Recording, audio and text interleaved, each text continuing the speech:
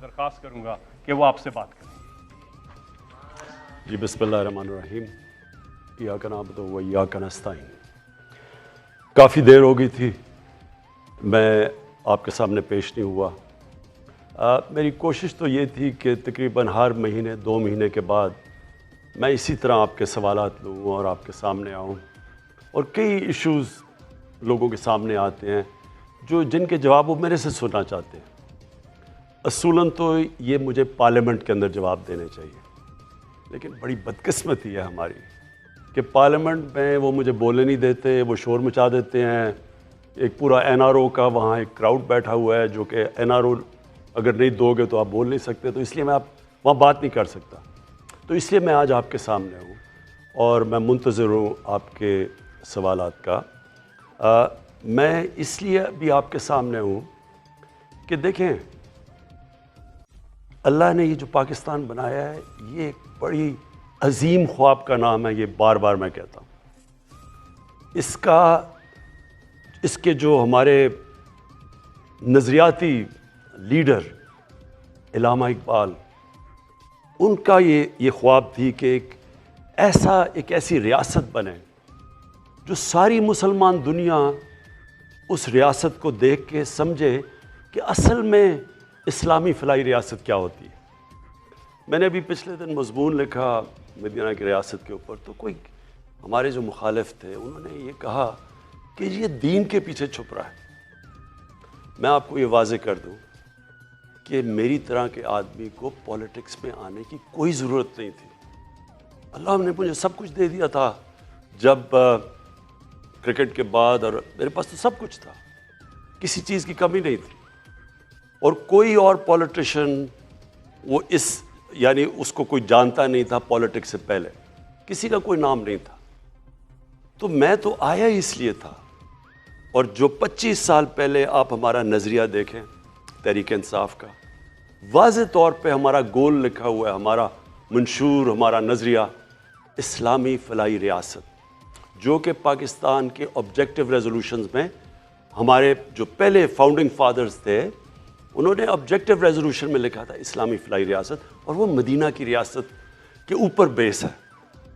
तो लिहाजा ये तो 25 साल से मैं एक ही चीज़ कह रहा हूँ, पीछे से उठा के देख लें कोई भी, कि पहले दिन से और जब तक इक़्तिदार मिला मैंने हमेशा ये कहा है कि हम कोई एशियन टाइगर बनाने नहीं जा रहे, हम कोई लाहौर को पेरिस बनाने नहीं जा रहे। हम तो इस मुल्क को जिस वजह से ये मुल्क बना था, जो हिंदुस्तान के मुसलमानों ने भी पाकिस्तान को वोट दी थी जबकि पता था कि उन्होंने पाकिस्तान का हिस्सा नहीं बनना, क्योंकि वो ख्वाब थी कि हम एक मिसाल पैदा करेंगे। तो मेरा तो सारी स्ट्रगल ही वो है। अभी मैं आपका सवालात का मुंतज़िर हूँ, लेकिन ये मेरा ईमान है कि जब तक जिस मकसद के लिए कौम बनी थी हम उस मकसद के ऊपर नहीं चलेंगे, हम कामयाब नहीं हो सकते। जी, गुजारिश आपसे ये है कि आप जब कॉल करें अपनी बात को मुख्तसर रखिए ताकि ज़्यादा से ज़्यादा हम कॉलर्स को प्रोग्राम में शामिल कर सकें। हमारे साथ प्रोग्राम के पहले कॉलर, जी अस्सलाम वालेकुम। वालेकुम सलाम। जी, आप प्राइम मिनिस्टर साहब से मुखातिब हैं, बात कीजिएगा। जी, मैं रावलपिंडी से सईदा नाज बात कर रही हूँ और मैं एक हाउस वाइफ हूँ। मैं वज़ीर आज़म साहब से महंगाई पे सवाल करना चाह रही हूँ। वज़ीर आज़म साहब, पिछले साल इसी प्रोग्राम में महंगाई के सवाल पे जवाब पर आपने बोला था कि बहुत जल्द महंगाई पे काबू पा लिया जाएगा। अभी साल होने को है मगर महंगाई डबल हो गई है। शायद आपको असल सूरत हाल नहीं बताई जाती। आप और कुछ नहीं कर सकते तो प्लीज़ ऑनलाइन जाकर आटे की और दाल से चेक कर लें और हमें बता दें कि अब तो हमें घबरा लेना चाहिए। जी शुक्रिया। देखें, पहली चीज़ तो मैं आपको एक बात बता दूं, आजकल है इंफॉर्मेशन टेक्नोलॉजी और मोबाइल फ़ोन्स का ज़माना। मैं जब सुबह 1 घंटा उठता हूँ, 1 घंटे के अंदर अपने मोबाइल पे मुझे सारी इंफॉर्मेशन मिल जाती है कि मुल्क में किस तबके के ऊपर क्या गुजर रही है।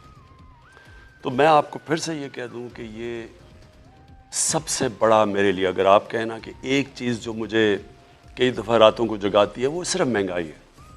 और महंगाई का सिर्फ मैं अब आपको समझाना चाहता हूँ कि देखें, مجھے کئی دفعہ بڑا افسوس ہوتا ہے، میں ہمارے پاس بڑے اچھے اچھے اس ملک میں صحافی ہیں، ہمارے پاس ہم بڑے خوش قسمت ہیں کہ ہمارے پاس ایک ایسی بھی جرنلزم ہے جو کہ بڑا لوگوں کو انفارم کرتی ہے، لوگوں کو آگاہ کرتی ہے ملک کے صورتحال سے. لیکن بدقسمتی سے ایسے بھی ہیں جو سارا وقت مایوسی پھیلا دیتے ہیں. مہنگائی اس وقت دنیا کا فنومنا ہے. سیدہ پلیز آپ میری ذرا غور سے بات سن لیں کہ مہنگائی صرف پاکستان کا ایشو نہیں ہے. اب میں آپ کو بتاؤں 2 قسم کی مہنگائیاں ہوئیں. ایک تو جب ہمیں حکومت ملی تو کیونکہ ہمارا ہم جو دنیا کو ایکسپورٹ کر رہے تھے اور جو دنیا سے چیزیں خرید رہے تھے اس میں اتنا بڑا خسارہ تھا کہ پاکستان کی تاریخ میں سب سے بڑا جس کو کرنٹ اکاؤنٹ ڈیفیسٹ کہتے ہیں وہ ہمیں ملا، تقریباً $20 ارب کا. اس کا مطلب کیا ہوا کہ سارا پریشر روپے پہ پڑ گیا کیونکہ ڈالر کم ہو گئے، ڈالر کی آخر میں قیمت اوپر جانی تھی. ہمارے پاس ڈالرز ہی نہیں تھے کہ ہم مارکیٹ میں پھینک کے وہ ڈالر کی قیمت نیچے رکھتے. تو جب ہمارے اوپر سارا بوجھ پڑا تو روپیہ جب روپیہ گرتا ہے تو جو چیزیں ہم امپورٹ کرتے ہیں مہنگی ہو جاتی ہیں. تو پہلا تو لہر مہنگائی کی تب آئی جب روپیہ نیچے گیا اور اپنے لیول پہ پہنچا. تو ایک تو اس کی مہنگائی آئی اس کی وجہ سے. یہ دوسرے یہ مہنگائی کا جو آپ آج بات کر رہے ہیں نا کہ سال پہلے اور اب میں کیا فرق ہے، میں ذرا آپ کو صرف بتانا چاہتا ہوں کہ یہ اب ایک کرونا کی وجہ سے دنیا کے اندر جو سپلائی شارٹیجز ہوئیں یہ اب اس کی لہر آئی ہوئی ہے. اور اس میں پاکستان اکیلا نہیں ہے ملوث اس مہنگائی میں. آپ کو یہ پتہ ہونا چاہیے کہ ہمارے سے وہ ملک امیر ترین ملک یعنی برطانیہ کی 50 اس کی صرف 6 کروڑ آبادی ہے، ہماری 22 کروڑ ہے. ان کا جو سالانہ آمدنی ہے جو GDP کہتے ہیں وہ تقریباً 50 گنا ہے پاکستان سے زیادہ. اب ان کی امریکہ کی میں اس لیے مثال دیتا ہوں کہ ہم نے کووڈ کے دوران جو سب سے زیادہ پیسہ خرچ کیا عوام کی بھلائی کے لیے مدد کرنے کے لیے وہ $8 ارب تھا. امریکہ اب تک $6,000 ارب خرچ کر چکا ہے. تو پہلے ذرا دیکھ لیں کہ ہماری حالات کیا ہیں ان کے کیا ہیں. اب میں صرف آپ کو یہ بتانا چاہتا ہوں کہ ان ملکوں کے اندر کیا گزر رہی ہے. پہلے یہ ورلڈ فوڈ پرائسز یہ اس وقت دنیا میں 10 سال سب سے زیادہ مہنگائی ہے. امریکہ کے اندر یہ ہیڈ لائن ہے 40 سال میں سب سے زیادہ مہنگائی ہے. جاپان کی دسمبر ہول سیل انفلیشن یہ رائٹرز کے مطابق یہ ان کی 20 سال میں جاپان میں مہنگائی آئی ہے. پام آئل جو کہ گھی مہنگا ہو گیا ہے یہ دنیا کے اندر ریکارڈ اوپر چلا گیا. بدقسمتی سے ہمیں امپورٹ کرنا پڑتا ہے. یہ جو ہمارا گھی ہے 75% امپورٹ ہوتا ہے. اس کا ریکارڈ قیمتیں دگنی سے بھی اوپر چلی گئی ہے. پھر جناب جس طرح میں نے آپ کو شروع میں کہا کہ ان کا 50 گنا زیادہ ان کی دولت ہے ہمارے سے، ان کی جو GDP ہے ہمارے سے. 30 سال میں سب سے زیادہ برطانیہ کے اندر مہنگائی ہے. فرانس کے اندر 13 سال میں سب سے زیادہ ان کے مہنگائی آئی ہے.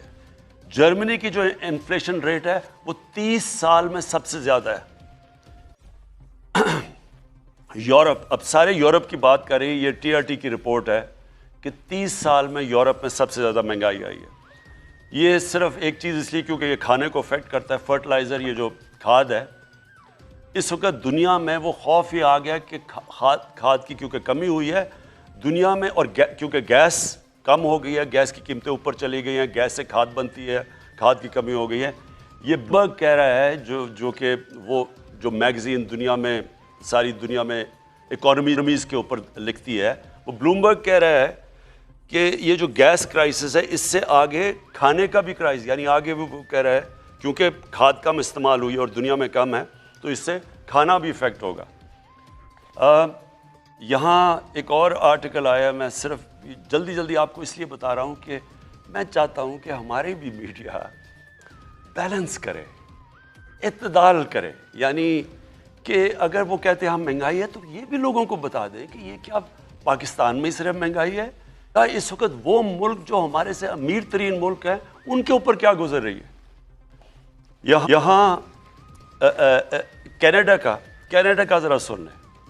کینیڈا کے 40% لوگ آگے سے ان کو فکر پڑی ہوئی ہے کہ وہ کھانے کے اوپر ان کے پاس وہ پیسہ نہیں ہے وہ کھانے کی خوراک لینے کا، کیونکہ مہنگائی کی وجہ سے. اب کینیڈا میں یہاں سے لوگ کروڑوں روپیہ خرچ کرتے ہیں کینیڈا کی سٹیزن شپ لینے میں، کیونکہ وہاں خوشحال ہیں. ادھر کے اندر مسئلہ آیا ہوا ہے. تو میں صرف یہ آپ کو یہ کہنا چاہتا ہوں کہ دیکھیں، پہلے تو ایک سمجھ جائیں کہ جو کرونا ہے، جو کرونا کی پینڈیمک ہے، یہ ایک صدی میں 100 سال میں اتنا بڑا کرائسس آیا ہے دنیا کا. یہ اس میں ساری دنیا متاثر ہوئی ہے، ساری دنیا میں غربت بڑھی ہے. امریکہ کے اندر جو جس طرح 6 ہزار ارب ڈالر خرچ کیا انہوں نے کرونا کے ایفیکٹس دور کرنے کے لیے، وہاں لائنیں لگی ہوئی ہیں لوگوں کی کھانے کی چیزیں لینے کے لیے. تو دیکھیں ہم اس کا حصہ ہیں. جو چیز ہم امپورٹ کرتے ہیں وہ افیکٹ ہو گیا. تیل کی قیمت دگنی ہو گئی ہے، بلکہ میں دیکھ رہا تھا کہ وہ شاید اور اوپر چلی جائے. تو اس کا امپیکٹ پڑتا ہے ساری سوسائٹی پہ. بجلی پہ پڑتا ہے، تیل مہنگا ہوتا ہے، ٹرانسپورٹ پہ پڑتا ہے، مہنگائی ہوتی ہے. اور پھر اب میں آپ کو ایک اور، کیونکہ مہنگائی بہت بڑا سبجیکٹ ہے، اس کے اوپر میں صرف 2 منٹ اور آپ کے لینا چاہتا ہوں. پاکستان کے اندر سب سے زیادہ جو مہنگائی کا امپیکٹ کون سے طبقے کو ہوا ہے؟ تنخواہ دار طبقے کو. تنخواہ دار طبقہ بدقسمتی سے جن کی سیلریز ہیں، جیسے جیسے مہنگائی ہوئی ہے یہ متاثر ہوا. لیکن میں آپ کو دوسری طرف یہ بتا دوں کہ کیونکہ پاکستان کے اندر اس وقت اللہ کا کرم ہے کہ ہماری گروتھ ریٹ بڑھی ہے، اس کے اوپر میں بعد میں بات کروں گا. ہماری انڈسٹری کیونکہ سب سے زیادہ پرفارم کر رہی ہے، مزدوروں کے حالات بہتر ہوئے ہیں. کسانوں کا سب سے، جو آدھی آبادی ہماری دیہات میں رہتی ہے، کبھی کسانوں کے پاس اتنا پیسہ نہیں آیا. ان کی جو انکم ہے، ہم دیکھ 73% ان کی انکم کے اندر ان کی آمدنی میں اضافہ ہوا ہے. کیونکہ جو 4 بڑی فصلیں ہیں وہ ریکارڈ ہوئی ہیں، ان کو قیمت بھی ریکارڈ ملی ہے. تو وہ جو پیسہ گیا ہے جو دیہات کے اندر، وہ 1400 ارب روپیہ گیا ہے مزید اضافی. اس کی وجہ سے وہاں اتنا برے حالات نہیں ہیں. مزدوروں کے، ٹیکسٹائل کے لیبر نہیں ملتی، اسکل لیبر نہیں مل رہی. ان کی تنخواہیں 40 سے 60% بڑھ گئی ہیں. کارپوریٹ پروفٹس ریکارڈ ہے.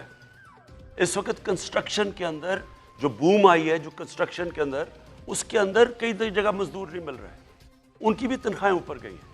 صرف جو مجھے افسوس سے کہنا پڑتا ہے اور جو ہم نے ابھی ٹھیک کرنا ہے، وہ ہے ہمارا تنخواہ دار طبقہ. ان کو اس وقت مشکل میں ہے.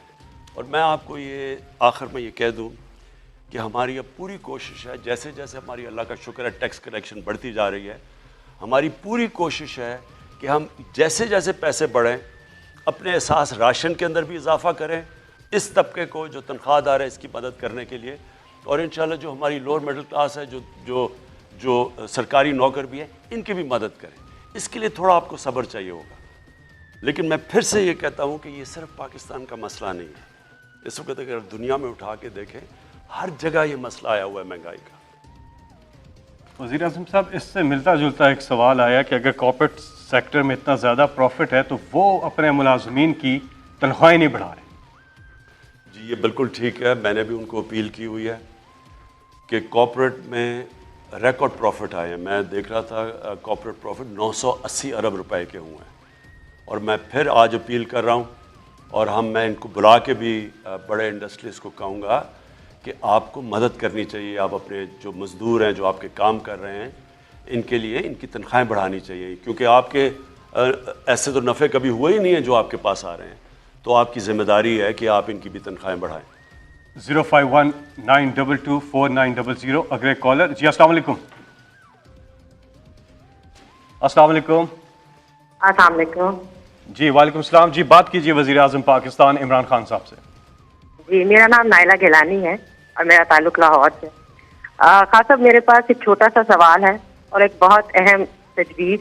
دانشوروں کی ہی آراء اہم نہیں ہوتی، عام عوام کی رائے کا بھی احترام کرنا چاہیے اور اسے سننا چاہیے. تو پلیز ذرا میرا کوشچن بھی سنیے گا اور میری تجویز بھی. سوال تو میرا ہیلتھ کارڈ کے بارے میں ہے کہ یہ اس میں کوئی دو رائے نہیں ہے کہ یہ پاکستان کی تاریخ کا ایک بہت زبردست انیشیٹو ہے. اور وقت یہ ثابت کرے گا کہ ہیلتھ کارڈ پاکستان کے صحت کے شعبے میں ایک بہت بڑا انقلاب برپا کرے گا. لیکن سر مسئلہ جو آپ نے ابھی آپ کا میں جواب بھی سن رہی تھی, لوگوں میں شعور نہیں ہے, اویئرنیس نہیں ہے. آپ کے اتنے بڑے بڑے انیشیٹوز ہیں, احساس, ہیلتھ کارڈ اور یہ کنسٹرکشن انڈسٹری والا بھی, لیکن لوگوں کو پتہ ہی نہیں ہے. یہ مہنگائی کا سب کو پتہ ہے, لیکن اس مہنگائی کو کم کرنے کے لیے جو آپ یعنی ایک ہیلتھ کارڈ ایک ایسا انیشیٹو ہے جسے استعمال کر کے عام آدمی کی جو جیب سے صحت کا خرچہ تھا وہ کم ہو رہا ہے نا, لیکن ان کو پتہ ہی نہیں ہے کہ انہوں نے اس کو کیسے استعمال کرنا ہے. اور ہر انسان کی ایکسیس میں ہے, ہر انسان کے پاس ہے, یہ ان کو نہیں معلوم. اور سر دیکھیں یہ بہت بڑا مجھے اپنی میڈیا ٹیم کے لیے کہنا پڑے گا کہ اگر 4 پل اور 4 سڑکیں بنا کے شہباز شریف پنجاب کا ہیرو بن سکتا ہے اور ایک اسٹیبلش ہیرو سے زیرو بن رہا ہے, تو سر آئی ایم سوری ٹو سے but a huge failure on behalf of your media team. وہ کیا کہہ رہی ہے, کیوں نہیں بتاتی ہے عوام کو کہ آپ کے پازیٹیو امیج کیا ہے, آپ کیا اچھے اقدامات جو کر رہے ہیں اس کا کیا فائدہ ہے عوام کو. عوام کیوں پی ٹی آئی کی گورنمنٹ کو گالیاں دے رہی ہے؟ جی شکریہ. دیکھیں ایک میرا ایمان ہے کہ تھوڑی دیر کے لیے آپ سب کو پاگل بنا سکتے ہیں اور زیادہ دیر کے لیے صرف تھوڑے سے لوگوں کو آپ پاگل بنا سکتے ہیں, لیکن سارا وقت اب سب کو پاگل نہیں بنا سکتے. ہوا یہ ہے کہ جب سے ہماری حکومت آئی ہے 4 کرائسس ہمارے سامنے آئے ہیں. سب سے بڑا کرائسس کہ پاکستان بینکرپٹ تھا, ہمارے پاس پیسے نہیں تھے, باہر کی جو ہم نے قرضے لیے ہوئے تھے ان کی قسطیں وہ ادا کرنے کے لیے. ہمارے سب سے کم جو ریزروز آپ کے ہوتے ہیں نا, فورن ایکسچینج ڈالر ریزروز, وہ سب سے کم تھے. اور وہ اتنے نہیں تھے کہ ہم اپنی اوبلیگیشن جو باہر ہم نے جو قرضے لیے ہوئے تھے یا جو قسطیں دینی تھی ہمارے پاس وہ نہیں تھے, ڈیفالٹ کے قریب تھے. دوسری چیز ہمارا جو خسارہ تھا فسکل ڈیفیسٹ وہ بھی تاریخی تھا. پھر بجلی کے آخری سال صرف بجلی کی جو سرکولر ڈیٹ تھی یعنی جو بجلی کا وہ 480 ارب روپیہ تھا. سو یہ ساری چیزیں ہمیں ملیں اور وہ شروع کا صرف اور صرف جو ہمارا وقت تھا کہ ملک کو سٹیبلائز کریں, کسی طرح کے بالکل ہی ملک بیٹھ نہ جائے, وہ ہم نے کیا کامیابی سے. اور پھر کرونا آ گیا اور وہ آپ کے سامنے ہے کرونا. وہ پھر سے میں ریپیٹ کرتا ہوں, 100 سال میں یہ سب سے بڑا دنیا کا کرائسس جس کو پینڈیمک کہتے ہیں, یہ دنیا کا 100 سال میں سب سے بڑا کرائسس آیا. اس کے بعد یہ آ گیا ویو, یہ جو میں ابھی بات کر رہا ہوں, یہ دنیا میں جو مہنگائی آئی ہے یہ کرونا کی وجہ سے سپلائی شارٹیجز ہوئی, یعنی کہ چیزیں بند ہو گئیں دنیا میں. جب چیزوں کی کمی ہوئی وہ چیزوں کی قیمتیں اوپر چلی گئیں. تو یہ جو میں آج ساری دنیا میں مہنگائی آئی ہوئی ہے, آپ قزاقستان میں وہ پبلک سڑکوں کے اوپر آ گئی, ہر جگہ سیریل, یعنی دنیا کے اندر یہ مشکل پڑی ہوئی ہے. تو وہ ہمارے اوپر آ گیا, یہ جو امپورٹڈ انفلیشن کہیں جو مہنگائی ہے. اور پھر افغانستان کا مسئلہ آ گیا. افغانستان کا کیا ہوا, جیسے جب جو وہ چینج آئی گورنمنٹ کی تو لوگوں نے اس خوف پہ کہ حکومت وہاں کیونکہ ایڈ کے اوپر چلتی تھی, 70% ایڈ آتی تھی, تو نئی حکومت ان کو اس خوف سے کہ گورنمنٹ شاید بیٹھ نہ جائے, انہوں نے ڈالر خریدنے شروع کر دیے اور پاکستان سے ڈالر افغانستان جانے شروع ہو گئے, جس سے ہمارے روپے پہ پریشر پڑ گیا. تو یہ 4 کرائسس بڑے جو کہ کسی حکومت کو اتنے بڑے کرائسس نہیں ملے, اور یہ 3 سالوں میں. تو اس کے باوجود میں پہلے تو یہ کہہ دوں کہ میں اپنی گورنمنٹ کو, اپنی ٹیم کو, این سی او سی میں جو ہماری ٹیم تھی, بلکہ ساری گورنمنٹ نے مل کے, اس میں سارے ادارے مل کے کیا گیا. ہمارے ہیلتھ ڈپارٹمنٹ تھی, ہماری فوج تھی, ہمارے ساری منسٹریز, صوبے, سب نے مل کے. جو لوگ کہتے ہیں نا جی کہ پاکستان کی گورنمنٹ بڑی ناہل ہے, ہمیں تو یہ کہا نا ناہل ہے. اکانومسٹ میگزین جو کہ دنیا کی ریپیوٹڈ میگزین ہے, اس کے اندر 3 سال میں انہوں نے جو دنیا میں دیکھا کہ کون سی حکومتوں نے سب سے بہتر کرونا کا مقابلہ کیا, مطلب اپنی اکانومی بھی بچا دی اور اپنے لوگوں کو بچایا, ان ٹاپ 3 دفعہ پاکستان کا نام ہے. یعنی 3 سالوں میں یا نمبر 1 پہ تھا یا نمبر 2 نمبر 3 پہ, یہ دنیا کی انہوں نے ریکارڈ. تو ایک گورنمنٹ اس کرائسس سے بھی نکل گئی. پھر یہ مسئلہ ہے اور اس سے بھی نکل جائے گی جو مہنگائی کا. جو ہیلتھ کارڈ پہ میں آپ کو کہوں, دیکھیں ہیلتھ کارڈ یہ میرا انیشیٹو تھا. میں اب سے نہیں, کیونکہ شوکت خان جب میں نے بنایا تو میرا یہ مقصد تھا کہ کینسر سب سے مہنگا علاج ہے، تو اگر ہم میری طرح کے لوگ جب اس وقت آج سے تقریباً 35 سال پہلے جب میری والدہ کو کینسر ہوئی تو تب تو ہاسپٹل نہیں تھا، تو میں نے سوچا کہ میری فیملی کے لیے اتنا مشکل ہے، میں تو اپنی والدہ کو باہر بھی گیا علاج کروانے، تو عام آدمی کا کیا بنتا ہے کیونکہ بہت مہنگا علاج ہے۔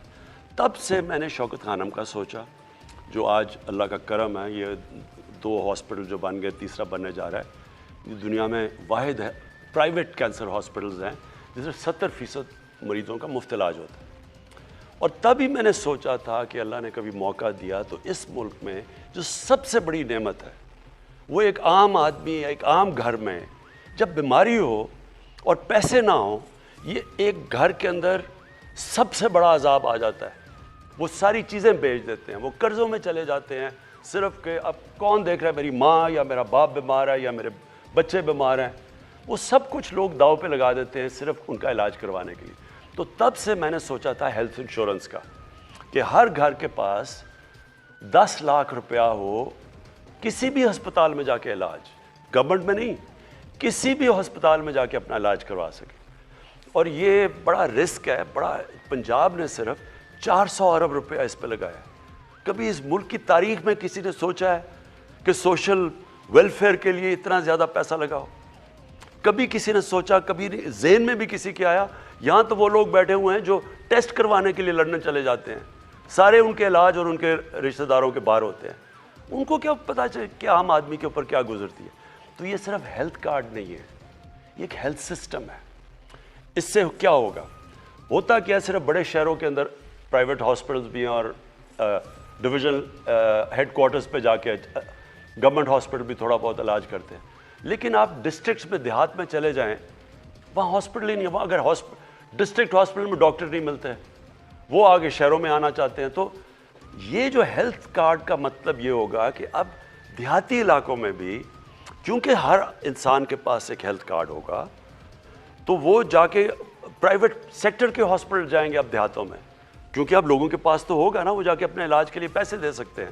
تو انشاءاللہ یہ صرف ہیلتھ کارڈ ہی نہیں ہے، اور یہ پاکستان کی تاریخ کا سب سے بڑا سوشل ویلفیئر کا پروگرام ہے جو ہمیں فلاحی ریاست کی طرف لے کے جا رہا ہے، لیکن یہ ہیلتھ سسٹم بھی ہے۔ اس سے ہسپتالوں کا، پرائیویٹ سیکٹر ہسپتالوں کا جال پھیلے گا، اور پرائیویٹ سیکٹر ہاسپٹلس کے لیے ہم پوری کوشش کر رہے ہیں ان کو سستی زمینیں دیں، ان کی ساری جو اکوپمنٹ باہر سے ہے وہ ڈیوٹی فری ہو، تاکہ وہ پھر اگر وہ پیسہ بنائیں گے تو وہ ان علاقوں میں جائیں گے اور ہمیں ہمارے لوگوں کو علاج ملے گا۔ جی، خیبر پختونخوا کے بعد اب پنجاب پورے کو بھی ہیلتھ کارڈ دیا جا رہا ہے، اور لاہور ڈویژن سے آپ کا تعلق ہے، راولپنڈی ڈویژن سے تعلق ہے، تو آپ ابھی 8500 پہ اپنا شناختی کارڈ نمبر بھیجیں اور آپ کو جوابی SMS آئے گا۔ اس کے بعد ڈیرہ غازی خان، سائیوال، فیصل آباد، ملتان، بہاولپور، گجرانوالہ، اور اس کے بعد پھر سرگودا، مارچ کے آخر تک پورا پنجاب کمپلیٹ ہو گیا۔ یہاں پر ہم ایک وقفہ لیں گے اور اس کے بعد پھر واپس